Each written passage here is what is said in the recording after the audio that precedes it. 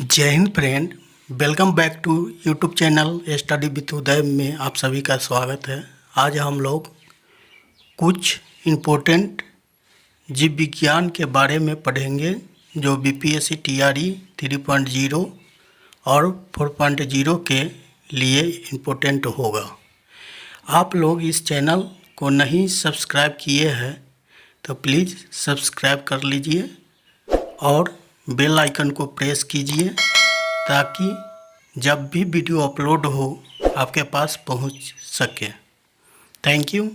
चलिए स्टार्ट करते हैं बायोलॉजी का इम्पोर्टेंट टॉपिक। सबसे पहले जीव विज्ञान, इसके बारे में हम लोग आज पढ़ेंगे जो काफ़ी इम्पोर्टेंट है एग्जाम ऑफ व्यू से। तो सामान्य परिचय है, सामान्य परिचय जीव विज्ञान बायोलॉजी, जिसको इंग्लिश में बायोलॉजी कहते हैं। शब्द के प्रथम प्रयोगकर्ता, जीव विज्ञान का प्रथम प्रयोगकर्ता कौन है? तो लेमार्क तथा ट्रेवीरेनस। जनक कौन है? अरस्तू है।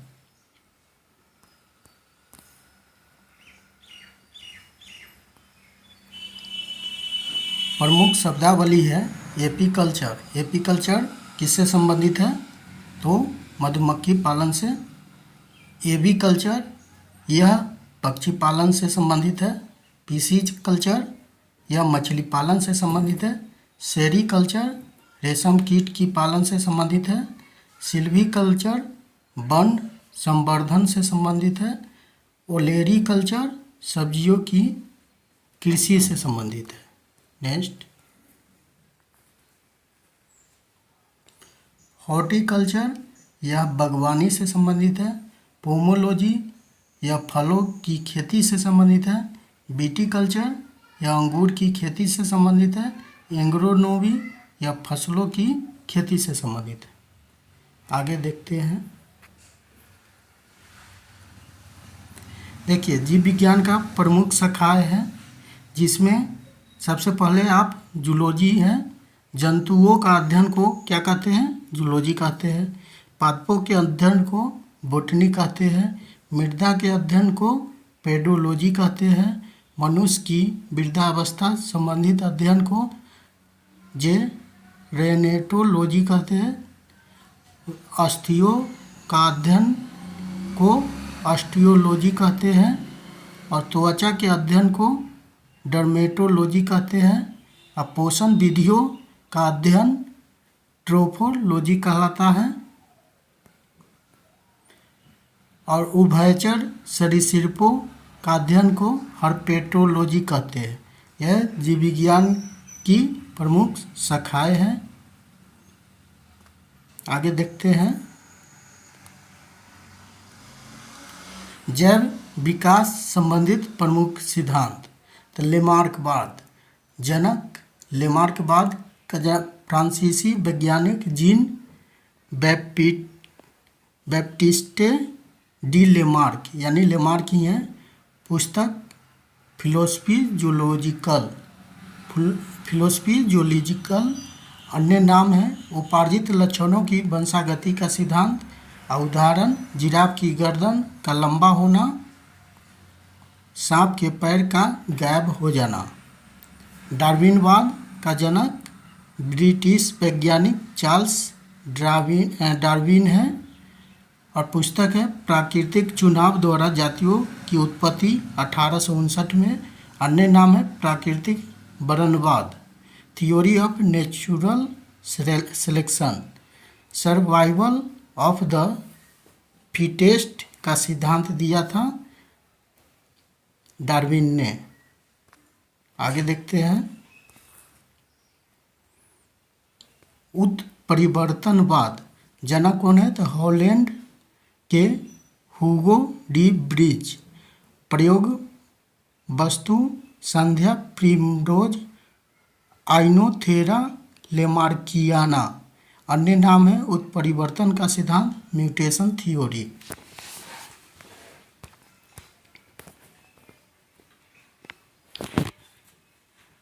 लेमार्कवाद के अनुसार अंगों के उपयोग का अनुप्रयोग का प्रभाव जिराफ के उद विकास क्रम का रेखाचित्र है। पहले क्या हुआ, जो भी जिराफ थे वो गर्दन नीचे करके भोजन करते थे, उसके बाद धीरे धीरे उसको ऊपर जाने पड़ा, जिसके कारण इसका गर्दन की लंबाई बढ़ गई। आगे है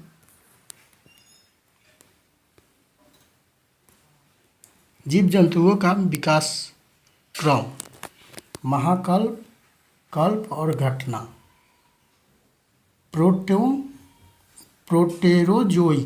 प्रोटेरोजोइक में कल्प में कुछ नहीं है। प्रथम मेटाजोआ और जंतुओं का पहला चिन्ह।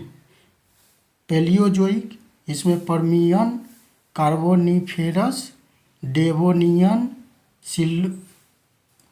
सिल्यूरियन, ऑर्डोविशियन और कैम्ब्रियन।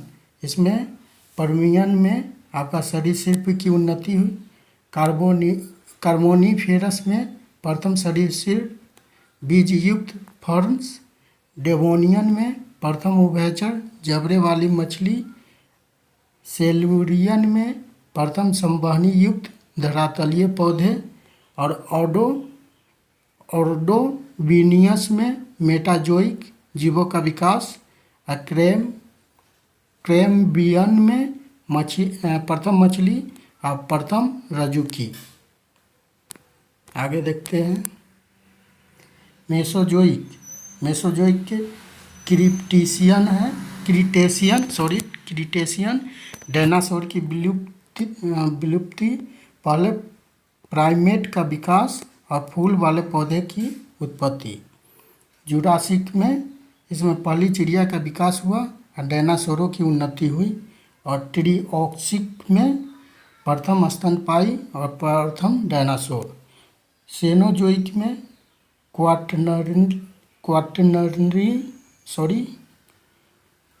क्वाटर्नरी मानव का उद विकास। नियोसिन और पेलियोसिन में स्तनपायियों में विविधता। Next, वर्गीकी taxonomy. वर्गीकी परिभाषा है जीवों की उनकी समस्याओं के आधार पर छोटे बड़े समूह में बांटना। जनक कौन है, तो कैरोलस लिनियस। 5 जगत प्रणाली के जनक व्हिटकर है, R.H. व्हिटकर। 5 जगत किंगडम किसने दिया था, तो R.H. व्हिटकर ने। इसमें सबसे पहले मोनेरा आता है। मोनेरा में एक कोशिकीय प्रोकैरियोटिक जीव, उदाहरण है माइटोप्लाज्मा, जीवाणु, साइनोबैक्टीरिया। प्रोटिस्टा में यूकैरियोटिक जीव आते हैं, उदाहरण शैवाल और प्रोटोजोआ। नेक्स्ट, थर्ड है कवक। कवक में यूकैरियोटिक जीव आते हैं, अधिकांश बहुकोशिकीय होते हैं, उदाहरण यीस्ट, मशरूम, काइटिन निर्मित कोशिका भित्ति। पादप में सोपोसी, ब्रायोफाइटा, टेरिडोफाइटा, अनावृत व आवृत बीजी। और जंतु में सभी उपभोक्ता जीव आते हैं, कशेरुकी और अकशेरुकी। Next, Monera. माइकोप्लाज्मा स्वतंत्र जीवन यापन करने वाले सूक्ष्मतम जीव है, प्रजनन में समर्थ होते हैं।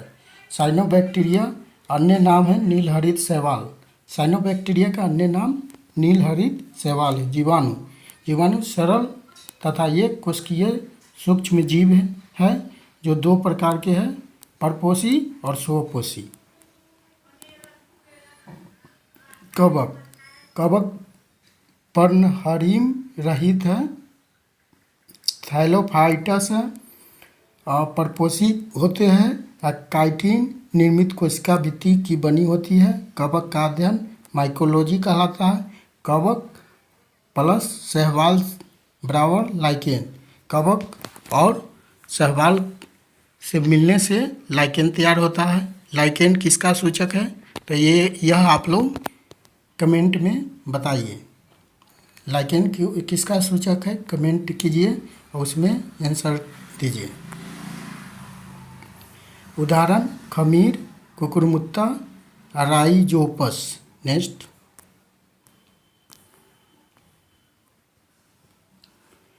प्रोटिस्टा। इसमें दो पादप के समान होते हैं और जंतु के समान होते हैं।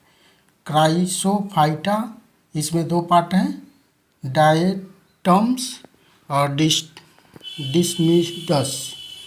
डायटमस और डिसमिडस सबसे बड़े प्रकाश संश्लेषी डिसमिडस में सुनहरे शैवाल। डायनोफ्लैजेलेट इसमें, और जंतु में आपका स्लाइम मोल्ड और प्रोटोजोआ। स्लाइम मोल्ड में कवक के समान होते हैं, प्रोटोजोआ में एक कोशिकीय अमीबा, प्रामीशियम, ट्रिपेनोसोमा। इस यूग्लिनोइड इसमें दोनों में है, पादप के समान और जंतु के समान दोनों इसमें होते हैं, दोनों में। तो यूग्लिना मिक्सोट्रॉपिक पोषण और जंतु तथा पादप के बीच संयोजित कड़ी है। आगे ये है पादप जगत। थैलोफाइटा। थैलोफाइटा सरल शारीरिक संरचना होते हैं, शैवाल, बैक्टीरिया और कवक। सर्वव्यापी, उदाहरण के लिए स्पाइरोगाइडा।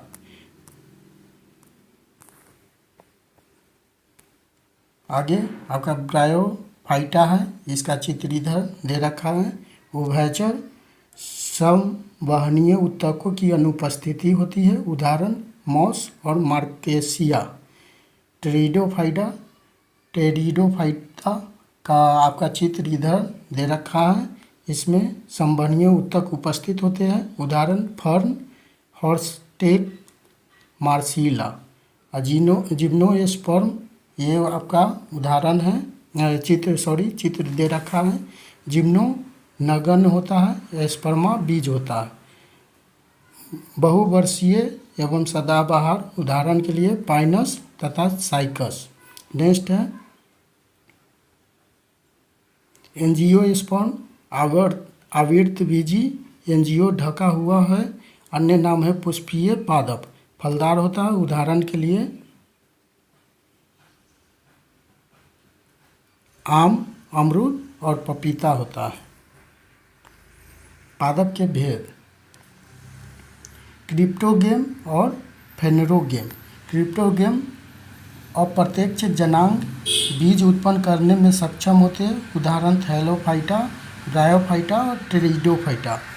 और फेनेरोगेम में पूर्ण विकसित जनन अंग होते हैं, बीज उत्पन्न करने में सक्षम होते हैं, उदाहरण के लिए जिम्नोस्पर्म, एंजियोस्पर्म। नेक्स्ट, प्राणी जगत का वर्गीकरण। कोशिका स्तरीय संरचना और ऊतक स्तरीय संरचना, दो तरह से प्राणी जगत का वर्गीकरण करते हैं। इसमें कोशिका स्तरीय संरचना में संघ पोरीफेरा आता है, और ऊतक स्तरीय संरचना में देह गुहाधारी, इसमें दो आते हैं, और कूट देह गुहाधारी निमेटोडा आता है, जो ये चित्र ये दे रखा है। बाह्य त्वचा एवं जठर त्वचा के बीच देह गुहा का अभाव होता है, प्लेटेनी हेलमेंथिस सिलिंट्रेटा, उसका चित्र आपका दे रखा है। आगे देह गुहाधारी में दो तरह के होते हैं। मेसोडर्म कोशिका का विकास, जिसमें एनिलिडा, मोलस्का, आर्थ्रोपोडा आता है। अंत स्तर की थैली से देहगुहा बनना, इसमें नोटोकॉर्ड युक्त होता है, इसमें नोटोकॉर्ड विहीन यानी पाया नहीं जाता। इसका कोर्डाटा होता है, इसका इकाइनोकोर्डाटा।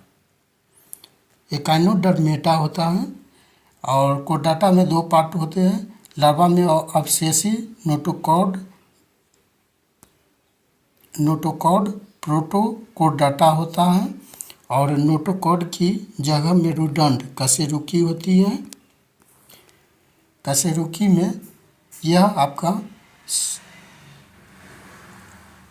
साइक्लोस्टोमाटा आता है। उसके बाद स्तनपायी उसके बाद सरीसृप, उसके बाद पक्षी वर्ग और जल स्थलचर और मत्स्य, यह सभी आपका कशेरुकी में आता है।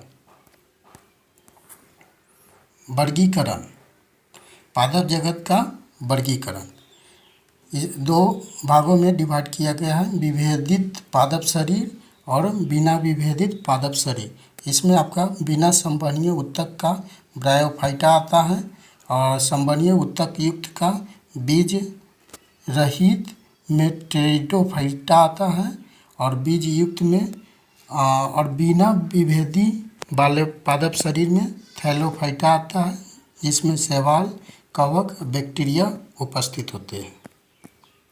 बीजयुक्त में दो आते हैं, द्विबीजपत्री, दो बीज पत्र वाले और एक बीजपत्री, एक बीज पत्र वाले।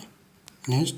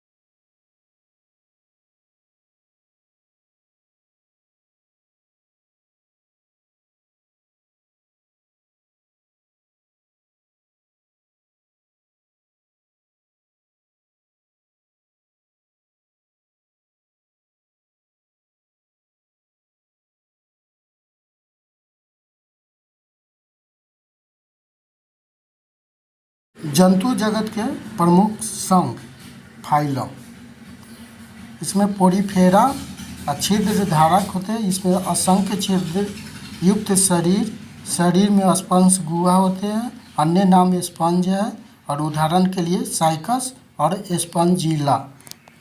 इधर है सिलिंट्रेटा निडेरिया, ये जलीय जंतु होते हैं। भोजन पकड़ने हेतु मुख्य रूप से चारों ओर धागे जैसी संरचनाएं होती है, टेंटेकिल पर्यंत होते हैं। और उदाहरण के लिए मूंगा, हाइड्रा, जेलीफिश, सी एनिमोल। आगे हैं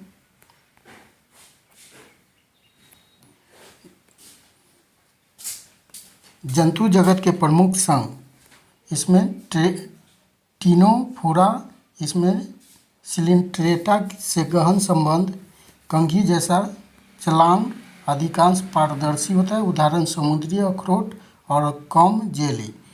नेक्स्ट है चौथा नंबर, इसमें प्लेटीहेलमिन्थेस, इसमें देह गुहा रहित 3 स्तरीय शरीर होते हैं। चपटा शरीर होता है, उभयलिंगिक और अविकसित पाचन तंत्र होता है। उत्सर्जन हेतु फ्लेम कोशिका, उदाहरण में प्लेनिला और लीवर फ्लूक होता है। आगे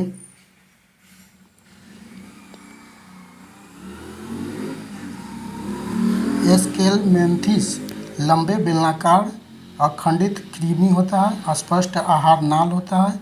नर छोटा, मादा बड़ी।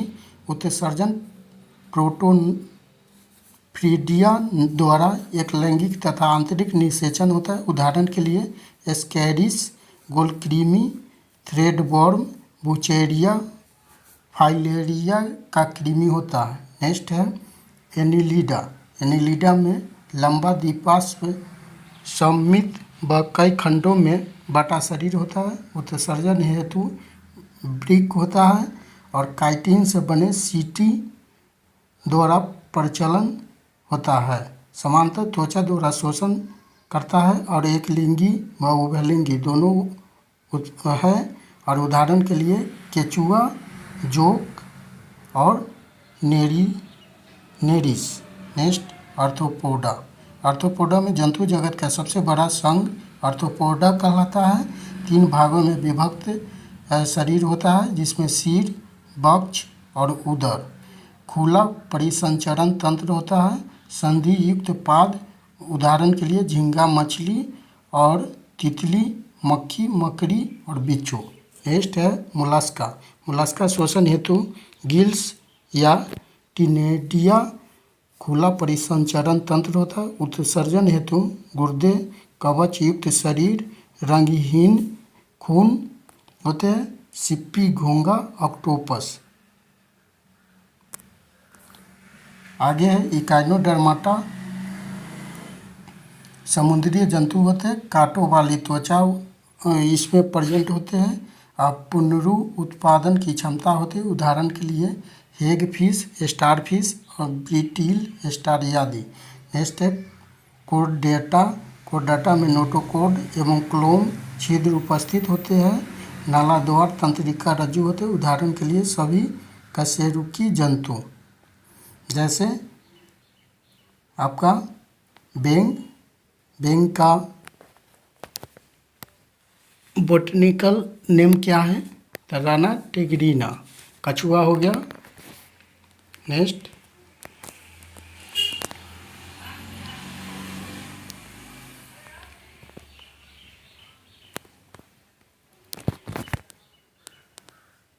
वर्टिब्रेटा संघ। वर्टिब्रेटा संघ इसमें आपका 6 मत्स्य यानी मछली, सलयुक्त त्वचा, असमतापी द्विकक्षीय हृदय, अंडज, उदाहरण के लिए ट्यूनिडा रोहू। साइक्लोस्टोमाटा इसमें जबड़े रहित कशेरुकी, ईल के आकार के शरीर, सल्क रहित चिकनी त्वचा, उदाहरण के लिए लेप्रो है, मछली है। नेक्स्ट है जल स्थलचर एम्फीबिया। श्लेष में ग्रंथियों युक्त त्वचा, त्रिकक्षीय हृदय होता है। फेफड़े एवं वृक्क जल व स्थल दोनों पर निवास करते हैं, उदाहरण के लिए मेढक और टोंड। सरीसृप। नेक्स्ट है असमतापी होते हैं, सल्क युक्त त्रिकक्षीय हृदय, कठोर कवच युक्त अंडे और उदाहरण के लिए कछुआ, सांप, छिपकली, मगरमच्छ। नेक्स्ट पक्षी है, समतापी है, 4 कक्षीय हृदय, पैरों ढका हुआ शरीर होता है, पैरों से ढका हुआ शरीर और उदाहरण के लिए सभी पक्षी, जितने भी पक्षी होते हैं वो सभी इसमें आ जाते हैं। नेक्स्ट स्तनपायी समतापी होते हैं, 4 कक्षीय हृदय होता है, दूध ग्रंथियाँ उपस्थित होती है और शिशुओं को जन्म देने वाला होता है, उदाहरण के लिए चूहा, मनुष्य और चमगादड़। नेक्स्ट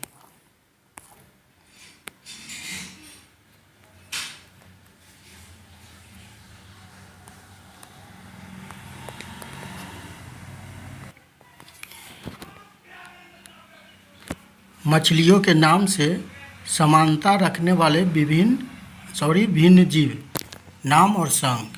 इसमें जेलीफिश यह निडेरिया में उपस्थित होता है। स्टारफिश इकाइनोडर्माटा में है और सिल्वर फिश यह आर्थ्रोपोडा के संघ में है। कटल फिश यह मोलस्का संघ में है। हेग फिश यह साइक्लोस्टोमाटा में है। डेविस फिश यह मोलस्का ग्रुप में है और क्रेन फिश यह आपको आर्थ्रोपोडा ग्रुप में है। रेजर फिश यह मोलस्का ग्रुप में है। नेक्स्ट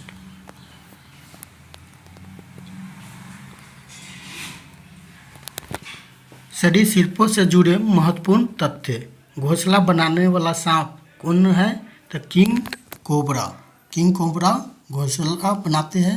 विश्व की एकमात्र छिपकली जो जहरीली होती है गीला मॉन्स्टर होता है हीलोडर्मा। संसार का सबसे जहरीला सांप हाइड्रोफिश नामक समुद्री सांप होता है। जमीन पर रहने वाला सबसे जहरीला सांप इंग्लैंड ताइपन में उपस्थित है। बिल बनाने वाले छिपकली है मेबुया या स्किंक। सरीसृपों का युग कहलाता है मीसोजोइक युग। आगे है पक्षी वर्ग से संबंधित परिक्षोपयोगी तथ्य। सबसे बड़ा जीवित पक्षी है शुतुरमुर्ग है, और सबसे छोटी पक्षी हमिंग बर्ड है, और उड़ न सकने वाली पक्षी है कीवी और एमू, और सबसे तेज उड़ने वाली पक्षी पेरेग्रीन फाल्कन है। पक्षियों का वाक्य यंत्र होता है शाब्दिनी, इसको सीडिंग्स कहते हैं। सबसे प्राचीन पक्षी ऑर्कियोपेटेरिक्स जुरासिक युग की है।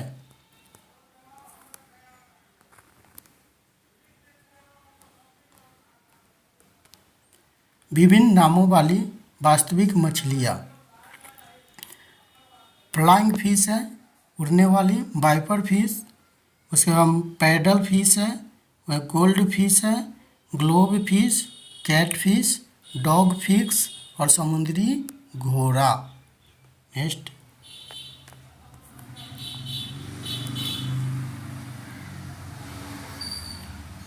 परीक्षा के दृष्टि से कुछ प्रश्न हैं। 4 कक्षीय हृदय वाला सरीसृप कौन है? तो मगरमच्छ। अंडे देने वाले ओविपेरस स्तनपायी जीव है एकिडना या प्लेटिपस। भारत की विशालतम मृग प्रजाति है नील गाय है, और उड़ने वाला स्तनपायी जीव है चमगादड़ है, और 6 टांगों वाले जीव कहलाते हैं कीट वर्ग। सफ़ेद रक्त वाला जीव कौन सा है? तो तिलचट्टा है, और ठोस मूत्र उत्सर्जित करने वाला जीव कंगारू चूहा है। कुनैन प्राप्त होती है किससे? तो सिनकोना पेड़ की छाल से। मानव निर्मित अनाज है ट्रिटिकेल गेहूं प्लस राई। ट्रिटिकेल। अफीम पोस्ता पौधे का कौन सा भाग होता है? तो अर्ध पका फल होता है। अफीम के पौधे से प्राप्त उत्पाद है नोस्काफिन, मॉर्फिन, हीरोइन। अफीम के पौधे से प्राप्त उत्पाद है नोस्काफिन, मॉर्फिन और हीरोइन।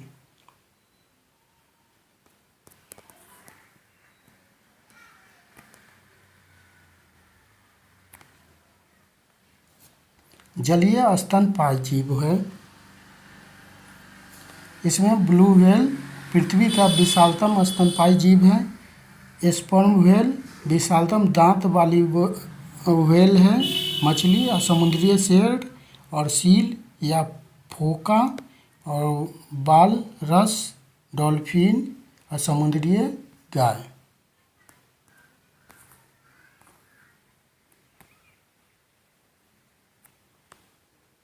स्तनधारी मेमेलिया प्रोटोथीरिया समूह में रखा गया है।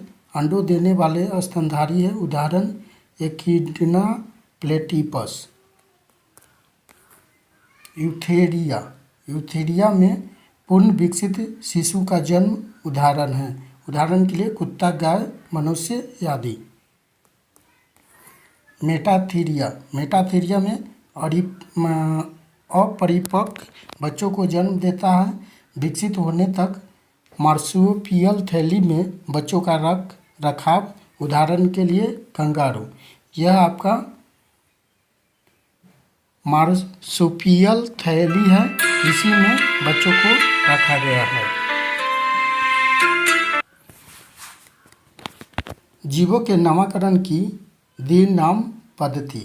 जनक कौन है? तो जनक है कैरोलस लिनियस है जनक। और लैटिन भाषा के 2 शब्द है एक्स और वाई, वंश और जाति। वंश को जेनस और जाति को स्पेसीज कहा द्वारा सूचित किया जाता है।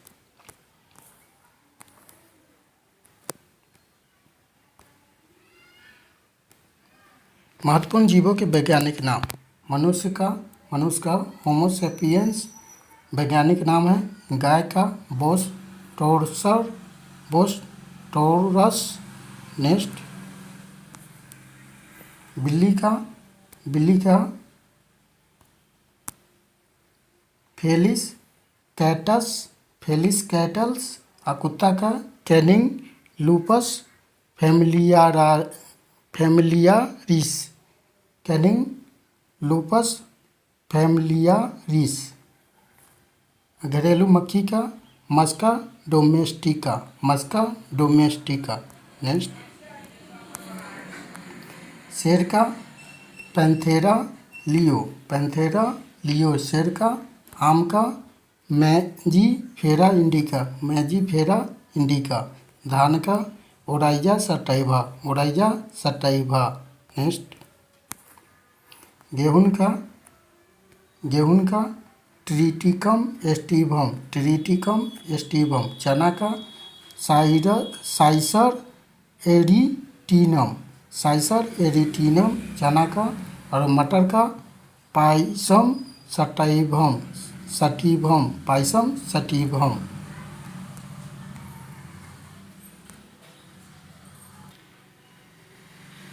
यहाँ से आपका कोशिका के बारे में पढ़ेंगे। कोशिका का परिभाषा जीवों की संरचनात्मक एवं क्रियात्मक इकाई है। खोजकर्ता कौन है? तो रॉबर्ट हुक ने 1665 ईस्वी में कोशिका का खोज किया था। पुस्तक माइक्रोग्राफिया कोशिका शब्द का उल्लेख है माइक्रोग्राफिया पुस्तक में। और कोशिका सिद्धांत के प्रतिपादक कौन है? तो स्लाइडेन व स्वांग है। कोशिका के प्रकार प्रोकैरियोटिक कोशिका और यूकैरियोटिक कोशिकाएं।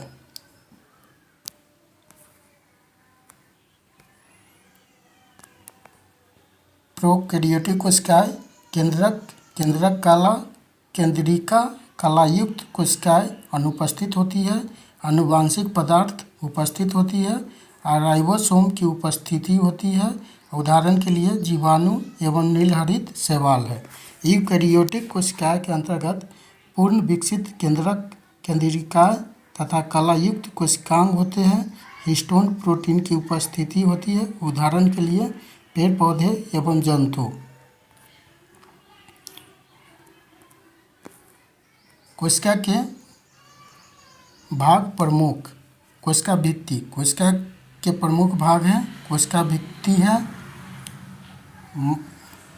शिल्प पादप कोशिका में विद्यमान सेल्यूलोज से निर्मित कोशिका का सबसे बाहरी आवरण होता है। यह कोशिका भित्ति आपको सिर्फ पादप कोशिकाओं में उपस्थित होता है। राइबोसोम नामकरण रोबोट द्वारा प्रोटीन संश्लेषण में सहायक है। अन्य नाम है प्रोटीन का फैक्ट्री। राइबोसोम को प्रोटीन का फैक्ट्री कहा जाता है। Factory of protein. माइटोकॉन्ड्रिया सूत्रकणिका। माइटोकॉन्ड्रिया का खोजकर्ता अल्टमैन 1886 में किया था। नामकरण बेडानेत के द्वारा दिया गया। अश्वसन संबंधित क्रियाएं होती है इसमें। जीवाणु एवं नीलहरित शैवाल में अनुपस्थिति होती है।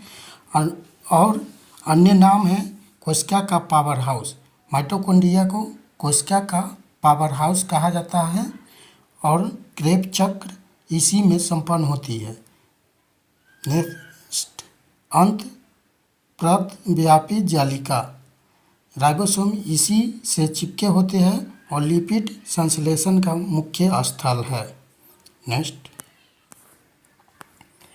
कोशिका के प्रमुख भाग केंद्रक और लाइसोसोम। केंद्रक खोजकर्ता रॉबर्ट ब्राउन ने 1831 में किया था। यूकैरियोटिक कोशिकाओं में उपस्थित आनुवांशिक पदार्थ डीएनए का स्रोत है। गोल्जी बॉडी गोल्जी काय। खोजकर्ता कैमिलो गोल्जी ने 1898 ईस्वी में किया था। क्रियात्मक इकाई सिस्टर्नी, अन्य नाम है गोल्जी उपकरण कोशिका के। अणुओं का यातायात प्रबंधक किसको कहा जाता है? यातायात प्रबंधक तो गोल्जी बॉडी को।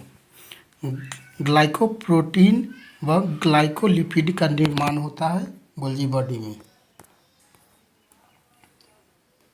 लाइसोसोम, अन्य नाम है आत्मघाती की थैली। लाइसोसोम को सुसाइडल बैग या आत्मघाती की थैली कहा जाता है। खोजकर्ता डी डुबे ने 1958 ईस्वी में किया था।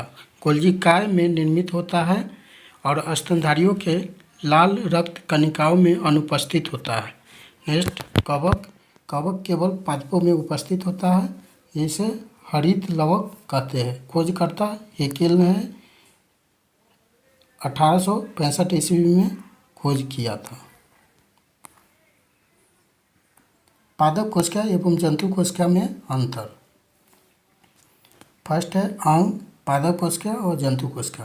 कोशिका भित्ति पादप कोशिका में उपस्थित होता है, जंतु कोशिका में अनुपस्थित होता है। लवक जो है उपस्थित होता है पादप कोशिका में और जंतु कोशिका में अनुपस्थित होता है। तारकाय यह उपस्थित होता है पादप कोशिका में और जंतु कोशिका में अनुपस्थित होता है।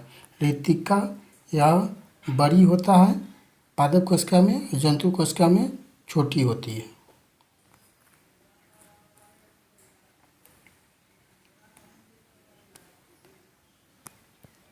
परीक्षा दृष्टि से सौर ऊर्जा एटीपी में बदलती है तो क्लोरोप्लास्ट में बदलती है। जीनोटाइप है, जीनोटाइप क्या है? जीवों का आनुवंशिक संगठन है जीनोटाइप। ऐसे जीव जिनमें लिंग गुणसूत्र नहीं होते हैं अपितु पर्यावरणीय ताप के आधार पर लिंग निर्धारण होता है। कौन है? तो सरीसृप है। प्लाज्मा झिल्ली बनती है प्रोटीन व लिपिड से।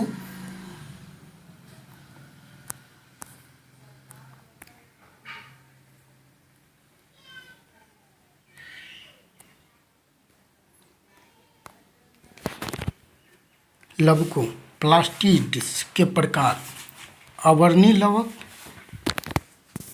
सूर्य के प्रकाश से वंचित पादप भागों में विद्यमान होते हैं। रंगीन लवक होते हैं। संग्राहक उत्तक होते हैं।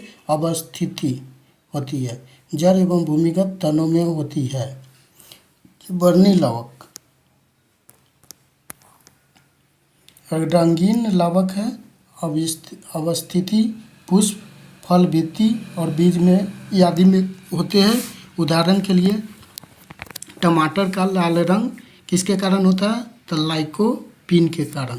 टमाटर का लाल रंग लाइकोपीन के कारण।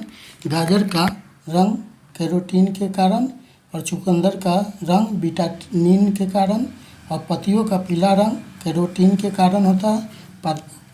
पादपों की पराबैंगनी किरणों से रक्षा हल्के नीले रंग वाले फाइकोसायनिन होता है।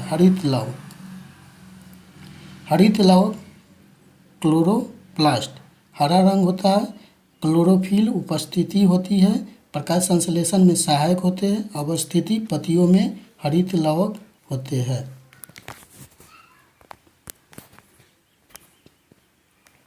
पौधों से प्राप्त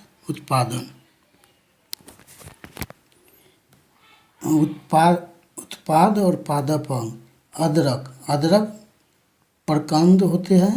आलू स्तंभ कंद या रूपांतरित तना होते हैं। लहसुन शलकंद होते हैं। सूरज जिमीकंद घन कंद होते हैं। गन्ना रूपांतरित तना होते हैं। और शलजम रूपांतरित जड़ होती है। गाजर रूपांतरित जड़ और शकरकंद रूपांतरित जड़ होती है।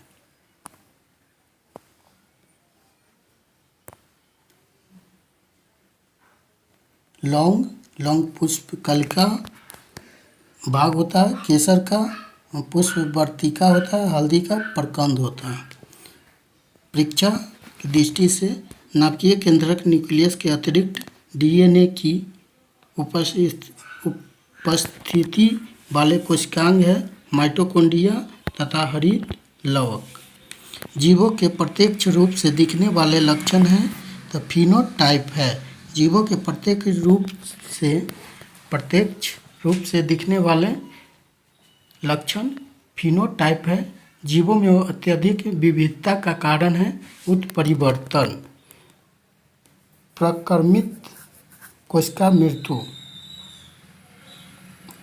का कोशिकीय आणविक नियंत्रण कहाँ होता है? तो ये पोन्टोसिस में। नेक्स्ट,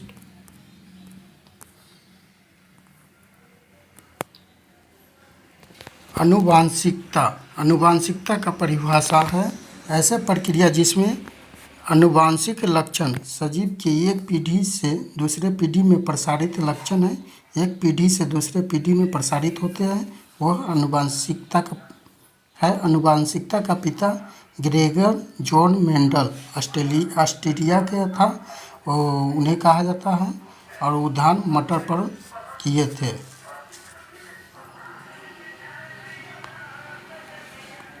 प्रभाविता का नियम है लॉ ऑफ डोमिनेंस, मेंडल द्वारा प्रतिपादित नियम है। स्वतंत्र अपव्यूहन का नियम और पृथक्करण का नियम। अन्य नाम है युग्मों की शुद्धता का नियम।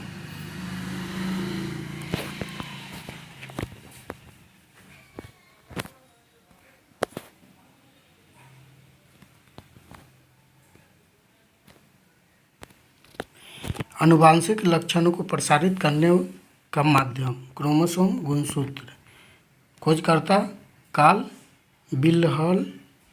विल्हल्म बोन नागिली 1842 ईस्वी में किया था। न्यूक्लियो प्रोटीन के बने होते हैं, जीवधारक होते हैं। नामकरणकर्ता कौन है? तो वाल्डेयर है 1888 में। और प्रजातियों में क्रोमोसोम की संख्या निश्चित व स्थिर होते हैं। आनुवांशिक लक्षणों को प्रसारित करने का माध्यम है क्रोमोसोम।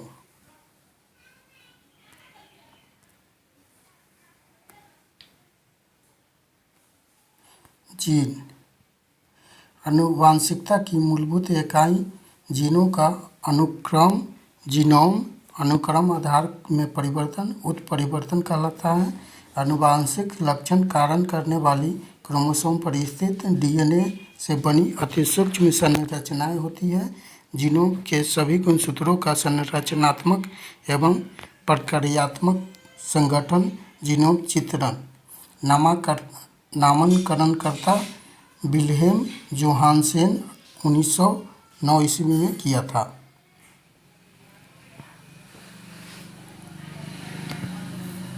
सर जर्पिंग जीन, प्लामान जीन। खोजकर्ता बारबारा मैक्लियोटॉय, यूएसए। नोबेल पुरस्कार 1983 में मिला था। सर्वप्रथम मक्का का प्रयोग हुआ था। कोशिका में डीएनए के खंड ट्रांसपोजोन ऐसे आनुवांशिक तत्व जो एक गुणसूत्र में एक स्थान से दूसरे स्थान में जाने में समर्थ है।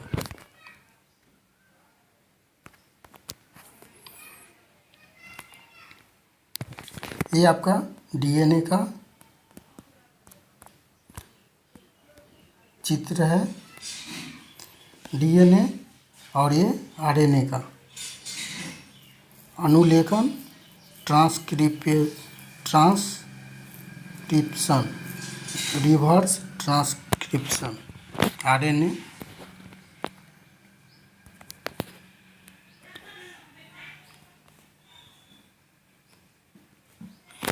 डीएनए।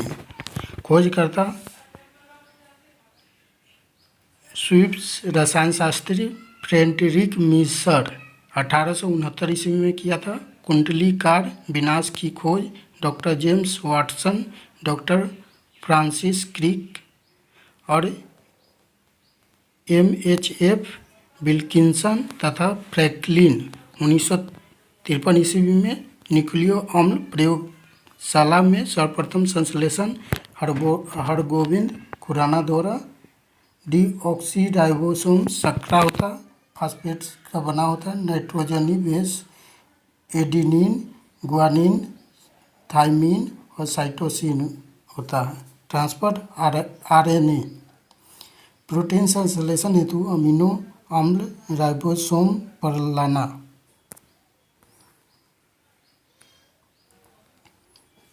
आरएनए स्मॉल टी और आरएनए कैपिटल। आरएनए के प्रमुख प्रकार हैं स्मॉल आर और आरएनए प्रोटीन संश्लेषण में सहायक होता है। राइबोसोमल आरएनए है और इधर एमआरएनए मैसेंजर आरएनए केंद्रक के बाहर प्रोटीन संश्लेषण हेतु उपयुक्त अमीनो अम्लों को चुनने के लिए संदेश देता है।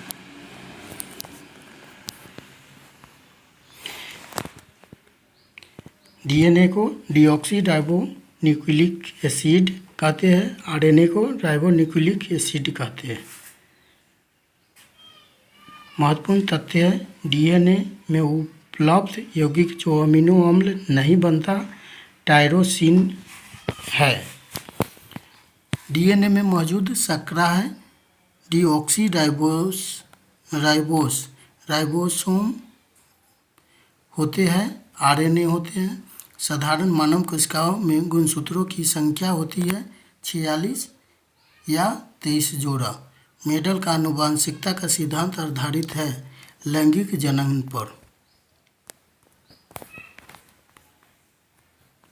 डीएनए एवं आरएनए में प्रमुख अंतर। डीएनए डीऑक्सीराइबोसोम शर्करा होता है, राइबोसोम शर्करा होता है। बेस एडेनिन, ग्वानिन, थाइमिन और साइटोसिन है। इसका बेस आरएनए का थाइमिन के स्थान पर यूरेसिल है। बाकी सब सेम होगा। अवस्थिति डीएनए का मुक्त केंद्रक वह कुछ मात्रा में माइटोकॉन्ड्रिया व हरित लवक में उपस्थित होता है। इसका अवस्थिति केंद्रक व कोशिका धर्म दोनों में उपस्थित होता है। जैव उर्वरक नाइट्रोजन स्थिरीकरण करने वाले जीवाणु। दलहनीय पौधा जड़ मुख्य दलहनीय फसलें होता है चना, मटर, सेम, अरहर। नाइट्रोजन स्थिरीकरण में प्रमुख सहायक जीवाणु हैं फसल सोयाबीन।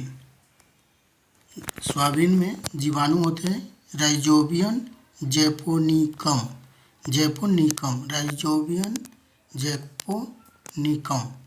तीन पतिया घास में राइजोबियम ट्राइफोली तीन पतिया घास में होता है।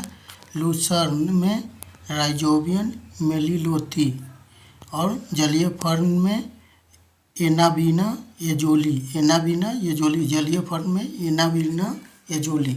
अगुनेरा मैक्रोफाइला में नोस्टोमस्कोरम।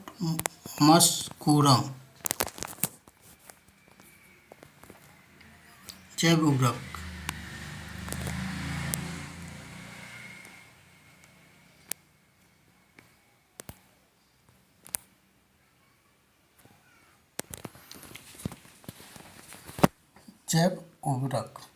सूक्ष्मजीवों व जीवाणु से युक्त खाद्य होता है। उपस्थित पर्यावरण हितैषी है। नाइट्रोजन तथा फास्फोरस उपलब्धता होती है और खेतों में लाभकारी सूक्ष्मजीव है। जैव उर्वरक के प्रकार। नाइट्रोजन स्थिरीकरण इसमें राइजोबियम, एजोटोबैक्टर, एंजियोस्पाइरिलियम और एसिटोबैक्टर, नीलहरित शैवाल और एजोला होता है। फास्फोरस में इधर आपका कंपोस्टिंग एक्सीलरेटर में सेलुलोलिटिक और लिग्नोलिटिक होते हैं और पौधे की वृद्धि को प्रोत्साहन देने में राइजोबैक्टीरिया और स्यूडोमोनास है।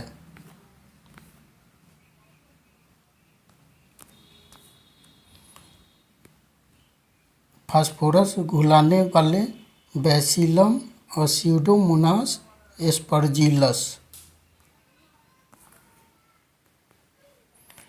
नीलहरित शैवाल अन्य नाम साइनोबैक्टीरिया है और प्रोकैरियोटिक शैवाल और नाइट्रो स्थिरीकरण में सहायक होते हैं। एजोला का सहचारी है। एजोला नाइट्रोजन स्थिरीकरण, इसमें जलीय फर्न और दुधारू पशुओं को खिलाने पर दूध की मात्रा में वृद्धि होती है और पत्तियों की पृष्ठीय सतह पर साइनोबैक्टीरिया एनाबिना एजोली नाइट्रोजन स्थिरीकरण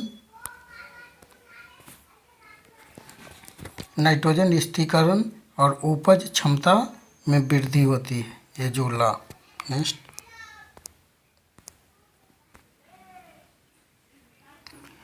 कंकाल तंत्र हड्डियों से बना ढांचा और कार्य शरीर को आकृति देना कंकाल तंत्र का कार्य है। मानव का कंकाल तंत्र अंतःकंकाल अक्षीय कंकाल में 80 हड्डियाँ होती है। उपांगीय कंकाल में 126 हड्डियाँ, कुल 206 हड्डियाँ होती है। बाह्य कंकाल बाल, नाखून और रोम होती है। नाखून मृत कोशिकाओं के द्रव से निर्मित होती है। बाह्य कंकाल है, काटने पर दर्द नहीं होती है। इसको काटने पर दर्द नहीं होती है और रक्त संचरण का अभाव होता है और अल्फा क्रिएटिन से निर्मित होती है। बाह्य कंकाल जो है नाखून, जो अल्फा क्रिएटिन से निर्मित है। मांसपेशीय तंत्र मांसपेशियों से निर्मित कार्य है शरीर को सहारा, दृढ़ता व गति देना। अंग है हड्डियों की संख्या। खोपड़ी में, स्कल्प में 29 हड्डी, कपाल में 8 हड्डी, चेहरा पे 14 हड्डी होते हैं, कान में 6 हड्डी, रीढ़ की हड्डी में, वयस्क में 26 और बच्चे में 33 हड्डी होते हैं। पसलिया रिब्स में 12 जोड़ी यानी 24 हड्डी।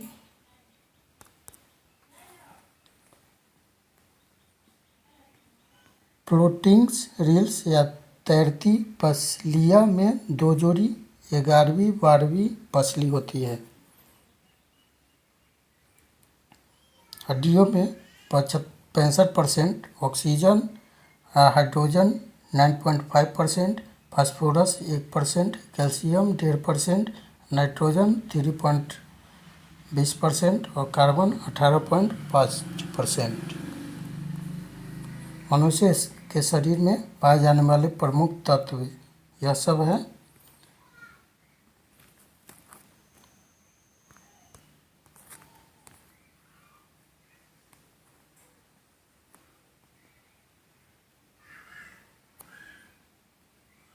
मानव दंत प्रणाली जीवन काल 20 दांत 2 बार विकसित, द्विदंती प्लस 12 अस्थायी चवर्णक दांत सिर्फ 1 बार विकसित, एक दंतीय दंत बल्ले इनामेल प्लस कैल्शियम फास्फेट और कैल्शियम कार्बोनेट के बने होते हैं।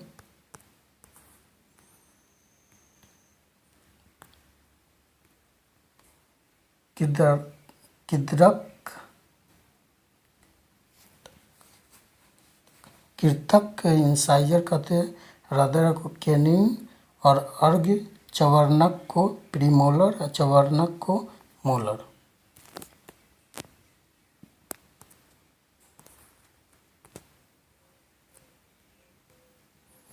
कुल्ले के जोड़ी का प्रतिस्थापना कहलाता है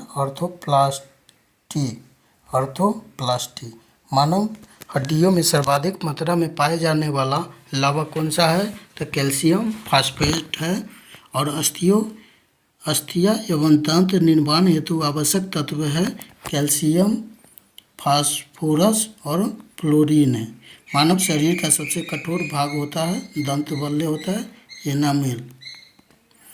जबड़ा तथा कंठ के बीच जिह्वा के नीचे स्थित हड्डी होती है हाइओइड हड्डी होती है।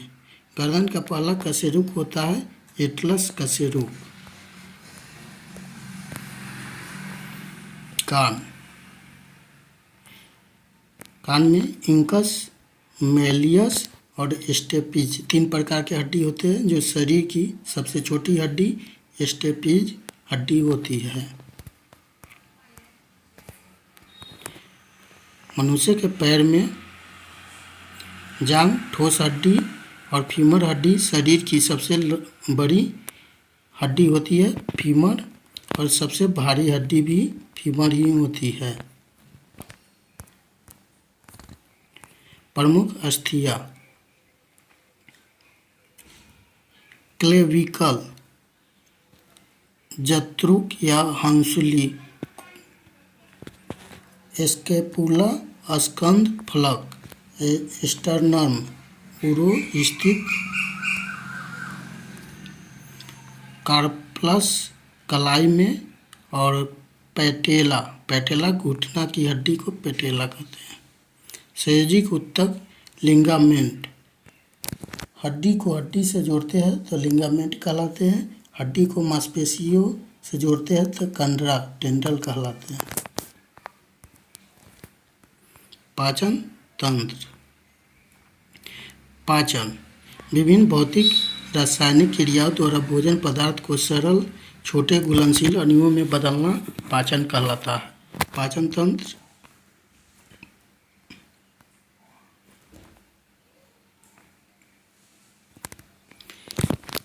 मुख से शुरू होता है जिसमें लार पाया जाता है। टाइलिन एंजाइम या लोरिये एमाइलेज एंजाइम उपस्थित होता है लार में। जीभ मुंह में होता है। ग्रास नली भोजन का आमाशय तक ले जाता है। यह आपका मुख से आमाशय तक ले गया, यह आपका ग्रास नली कहलाता है।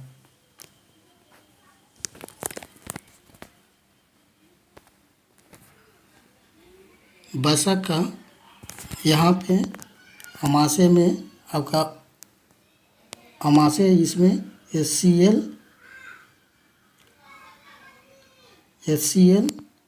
रिलीज होता है, हाइड्रोक्लोरिक एसिड और पेप्सिन एंजाइम और प्रोटीन का पाचन होता है। आमाशय में ही प्रोटीन का पाचन होता है।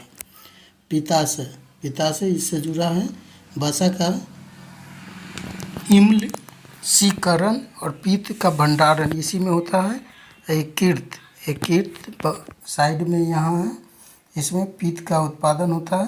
ग्लाइकोजेनेसिस और यूरिया का संश्लेषण, अल्कोहल का निरावीषण यकृत में होता है। अग्नाशय में उपस्थित होता है। बड़ी आंत ये आपका ये वाला पार्ट हो गया। जल का अवशोषण बड़ी आंत में, और छोटी आंत ये वाला आपका मोटा वाला पार्ट। कार्बोहाइड्रेट का पाचन, वसा का पाचन, प्रोटीन का पाचन, पचे हुए पोषक पदार्थों का अवशोषण, सभी प्रकार का पाचन इसमें होता है जिस छोटी आंत में। अपेंडिक्स अपसेसी अंग, परिशेषिका। गुर्दा यानी मल द्वार परित्याग है द्वारा, इसी गुर्दा द्वारा ही मल त्याग होता है। लार का संघटक म्यूकस लुब्रिकेंट। लारिये एमाइलेज टाइलिन स्टार्च का पाचन करता है। लाइसोजाइम एंजाइम जीवाणुओं का नाश करता है। ये आपको यदि के Na+Cl यानी नाइट्रोजन कैल्शियम, और यह आपको इलेक्ट्रोलाइट खाने में नमी पैदा करता है। लिंगुअल लाइपेज वसा का पाचन, यह लार का संघटक है। अमाशय,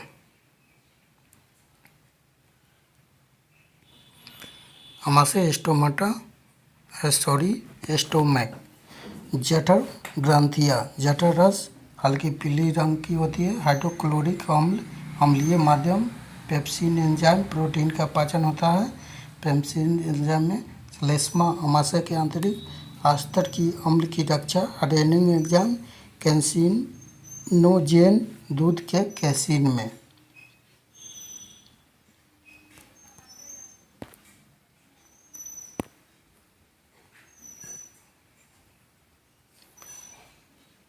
लैंगरहैंस की दीपिका, खोजकर्ता लैंगरहैंस है। अग्नाशय का एक भाग होता है ये, और इंसुलिन, ग्लूकोगन्स एवं स्टेटिस हार्मोन का स्राव होता है। यकृत, लीवर। यकृत का वजन भार लगभग 150 किलोग्राम, 1.5 किलोग्राम, 1.5 kg का होता है। मानव शरीर का सबसे बड़ी ग्रंथि यकृत ही होती है। प्रमुख क्रिया, पित्त का उत्पादन, रक्त में अमीनो अम्ल का विनिमय, यूरिया का संश्लेषण, लगभग 500 क्रियाएं, ग्लाइकोजेनोलिसिस, हिपेरिंग व फाइब्रिनोजेन, प्रोटीन का उत्पादन और शरीर का ताप बनाए रखने में सहायक होता है। पित्ताशय, गोल ब्लैडर। पित्त का भंडारण प्रतिदिन लगभग 8 से 10 मिलीलीटर होता है। 800 से 1000 मिली। पित्त का स्रावन, वसा का पायसीकरण और लिपिड के पाचन व अवशोषण में सहायक। पीएच 7.7 क्षारीय पित्त रस होता है और रंग पीला हरा। बिलिरुबिन की अधिकता से पीलिया होता है। अग्नाशय, पैनक्रियाज। मानव शरीर की दूसरी सबसे बड़ी ग्रंथि कौन है? तो अग्नाशय है। मिश्रित ग्रंथि अंतस्रावी व बहिस्रावी होती है। क्षारीय अग्नाशय रस पूर्ण पाचन रस का स्रावन होता है। ट्रिप्सिजोनस, अक्रियाशील ट्रिप्सिन प्रोटीन को पॉलीपेप्टाइड में तोड़ना। अग्नाशयी लाइपेज, वसा का पाचन। अग्नाशयी एमाइलेज, स्टार्च का पाचन।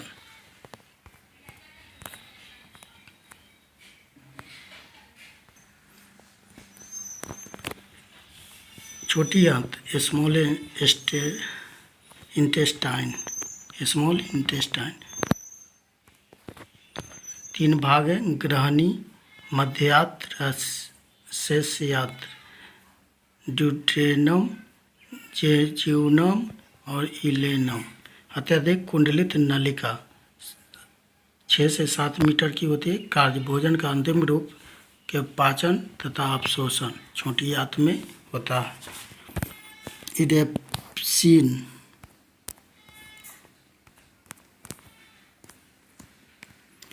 इरेप्सिन पेप्टोनस पाचन अमीनो अम्ल में होता है। माल्टेज में माल्टोज पाचन ग्लूकोज में होता है। लैक्टेज में लैक्टोज का पाचन ग्लूकोज प्लस ग्लूकोज। लाइपेज इमलियसफाइड वसा पाचन। फैक्टिक एसिड सुक्रोज का ग्लूकोज एवं फ्रक्टोज में विघटन।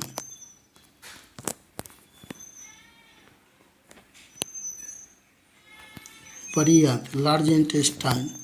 बड़ी आंत 3 भाग में विभाजित है, सीकम, कोलन और मलाशय। कार्य, जल का अवशोषण।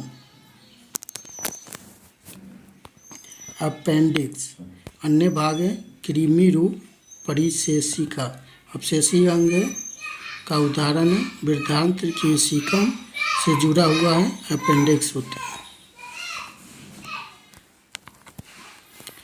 परीक्षा दृष्टि से महत्वपूर्ण, लार में जल की मात्रा होती है कितना, तो 99.5%। प्रतिदिन लार का औसत स्राव होता है, औसत 1 से 1.5 लीटर। महत्वपूर्ण तथ्य है, ग्लूकोज को इथेनॉल में परिवर्तन करने वाले एंजाइम का नाम है जाइमेज। ग्लूकोज को इथेनॉल में परिवर्तन करने वाले एंजाइम का नाम है जाइमेज। एंजाइम मूलतः होते हैं जैव उत्प्रेरक प्रोटीन, और दूध को पचाने वाला एंजाइम का नाम है रेनिन।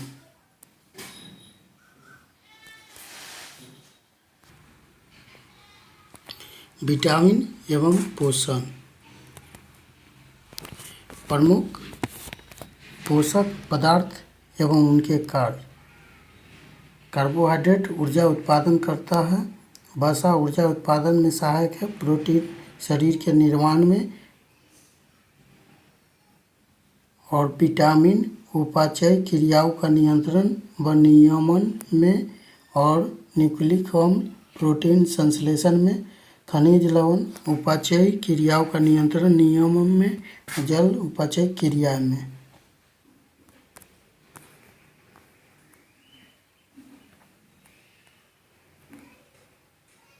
विटामिन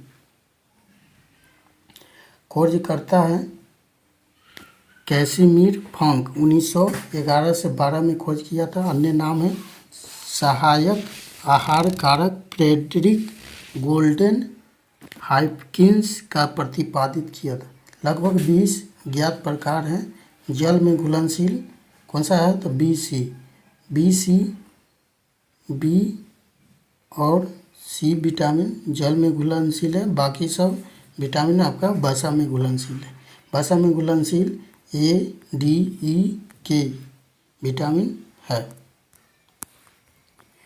प्रमुख विटामिन स्रोत व कमी से होने वाले रोग। विटामिन ए का अन्य नाम है रेटिनॉल। इसकी कमी से रतौंधी, जीरोप्लेथेलमिलिया, त्वचा की कोशिका में परिवर्तन। स्रोत गाजर, हरी सब्जियां, दूध, यकृत, मछली का तेल में उपस्थित होता है। विटामिन B1 का अन्य नाम है थायमीन है। और रोग बेरी विटामिन B1 की कमी से बेरी रोग और वृद्धि रुकना। स्रोत है अनाज, फलियां, सोयाबीन और दूध। विटामिन B2 का अन्य नाम है राइबोफ्लेविन। रोग होता है किलोसिस रोग विटामिन B2 की कमी से होता है। स्रोत है पनीर, अंडे, यीस्ट, मांस, पत्तेदार सब्जियां आदि। नेक्स्ट विटामिन B3 का अन्य नाम है नियासिन या निकोटीनिक अम्ल। रोग प्लेग्रा विटामिन B3 की कमी से होता है। स्रोत है यीस्ट, मांस, मछली, अंडे, दूध व फलियां आदि। विटामिन B5 अन्य नाम है पैंथोथेनिक अम्ल। रोग चर्म रोग, सफ़ेद बाल, और स्रोत अंडे, दूध, मांस व मूंगफली है। नेक्स्ट विटामिन B6 का अन्य नाम है पाइरिडॉक्सिन। रोग है रक्त क्षीणता, चर्म रोग और पेशियेठन। स्रोत दूध, यीस्ट, अनाज और मांस में B6 विटामिन उपस्थित होता है। विटामिन B7 अन्य नाम बायोटीन। रोग चर्म रोग और बालों का झड़ना। विटामिन B7 से रोग होता है। स्रोत है मांस, गेहूँ, अंडा, सब्जी, फल आदि। नेक्स्ट प्रमुख विटामिन स्रोत व कमी से होने। विटामिन B9 अन्य नाम फोलिक अम्ल है। रोग होता है रक्त क्षीणता, कुंठित वृद्धि। स्रोत है हरी सब्जियां, फलियां, यीस्ट, मांस और अंडे आदि। विटामिन B12 का अन्य नाम है साइनोकोबालमिन। रोग घातक रक्त क्षीणता, तंत्रिका तंत्र में गड़बड़ी। स्रोत है मांस, मछली, अंडा, दूध, आंत्र के जीवाणु। नेक्स्ट विटामिन सी का अन्य नाम एस्कॉर्बिक अम्ल है। इसकी कमी से स्कर्वी रोग होता है। स्रोत है आंवला, नींबू वंश के फल, टमाटर व सब्जियां आदि। विटामिन डी का अन्य नाम कैल्सीफेरॉल है। इसकी कमी से रोग होता है। सूखा रोग रिकेट्स कहते हैं। ऑस्टियोमेलेशिया रोग होता है। और स्रोत है मक्खन, मछली का तेल, अंडा तथा सूरज का प्रकाश संश्लेषण। नेक्स्ट विटामिन ई का अन्य नाम टोकोफेरॉल है। इनकी कमी से जनन क्षमता की कमी होती है। जनांग तथा पेशियों की कमजोरी होना। स्रोत है तेल, गेहूं, अंडे की जर्दी, सोयाबीन में। विटामिन के अन्य नाम नेप्थोक्विनोन है। रोग चोट लगने पर रक्त का थक्का जमना। स्रोत है आंत के बैक्टीरिया, हरी सब्जियां, अंडा व सोयाबीन। नेक्स्ट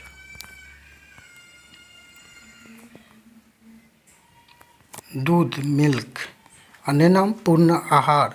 सफ़ेद रंग कैसीन के कारण, फास्फोप्रोटीन के कारण होता है। गाय के दूध का हल्का पीला रंग बीटा कैरोटीन के कारण होता है। और दूध प्रोटीन पचाने वाला एंजाइम कौन है? रेनिन है। दूध का खट्टापन लैक्टोबैसिलस बैक्टीरिया के कारण लैक्टिक अम्ल बनता है। संघटक जल लगभग 87% है दूध में। और वसा, प्रोटीन, कार्बोहाइड्रेट, कैल्शियम और पोटेशियम उपस्थित होता है। अमीनो अम्ल केवल भोजन से प्राप्त होता है। अनिवार्य अमीनो अम्ल histidine, isoleucine, leucine, lysine, methionine और फेनिल एलेनिन, ट्रिप्टोफैन, वेलिन और थ्रियोनिन।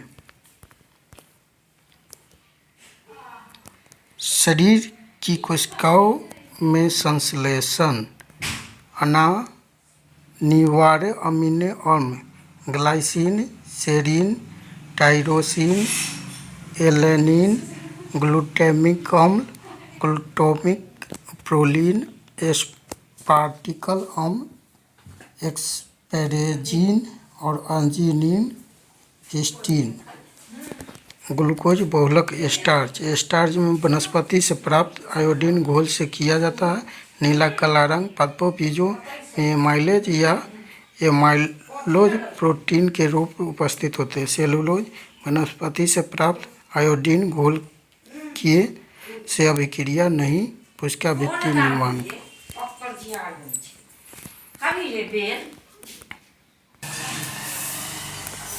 ग्लूकोज में स्टार्च वनस्पति से प्राप्त आयोडीन घोल से क्रिया कर नीला काला रंग और पादप बीजों में एमाइलेज या एमाइलोपेक्टिन के रूप में उपस्थित थी।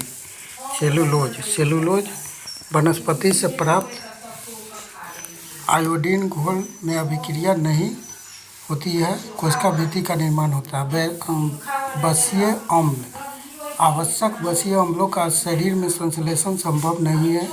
ऊर्जा के स्रोत है। भोजन से प्राप्त उपयुक्त वसा है।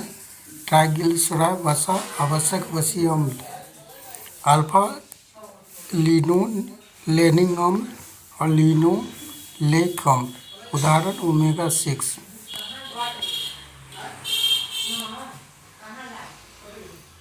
अल्फा लिनोलेनिक अम्ल तिलहन, अलसी एवं तीसी में अधिकतम उपस्थित है। उदाहरण के लिए ओमेगा 3 वसीय अम्ल है। उपयोग रक्त नलिकाओं में वसा के जमाव में कमी।